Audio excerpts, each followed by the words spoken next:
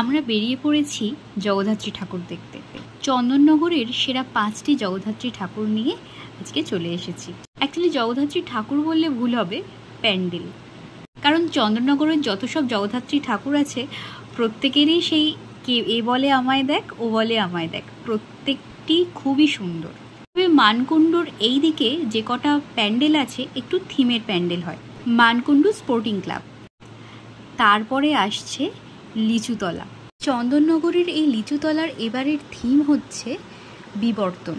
Mainly এখানে খবর প্রকাশ বা সংবাদ মাধ্যমের কথা কিন্তু তুলে ধরা হয়েছে। অর্থাৎ আগে যেরকম এই যে নিউজ পেপার ইউজ করা হতো সেটা বোঝানো হয়েছে, এবং বর্তমানে কিন্তু আস্তে আস্তে আমরা নিউজ পেপারের থেকে মোবাইলে বিভিন্ন অ্যাপসের মাধ্যমে কিন্তু বিভিন্ন নিউজ জানতে পারি। এখানের মণ্ডপ সজ্জা হয়েছে নিউজ পেপার, পুরানো সাইকেল, এছাড়াও কিন্তু এখানে পুরানো একটি রেল স্টেশনও দেখানো হয়েছে, রেলের কামরা সমেত। আর এই হলো এখানকার প্রতিমা। এর পরেই আসছে রথের সড়ক। এবছর রথের সড়কের জগদ্ধাত্রী পুজোর থিম হচ্ছে সম্পর্কের বিনিসুতো। এখানকার মণ্ডপ সজ্জাও কিন্তু অসাধারণ।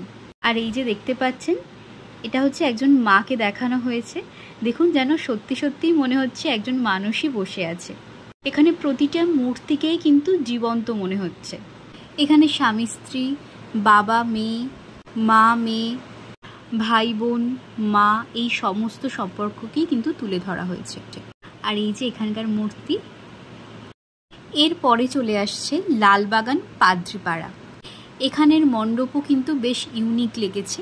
এখানে বেশ কিছু জিনিস কুসংস্কারের বিষয় নিয়ে তুলে ধরা হয়েছে, যেমন এই যে লেবু লঙ্কা। ঢোকার সময় দেখলাম একটা ভাঙা কাঁচ লাগানো ছিল।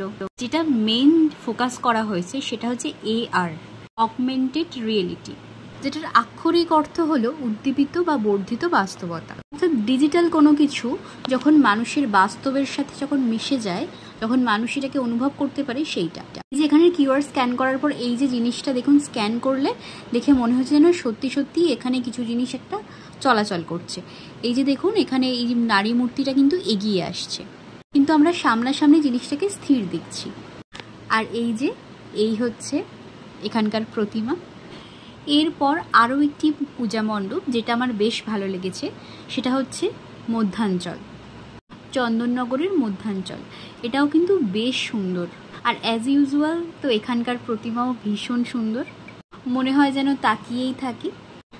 আর এছাড়া হচ্ছে এখানকার এই যে লাইটিং, যেখানে হচ্ছে প্রচুর মানুষের ভিড় জমে গিয়েছিল। এখানে অনেকই ভালো ভালো প্যান্ডেল ছিল, তবে এগুলো আমার বেশি ভালো লেগেছে, তাই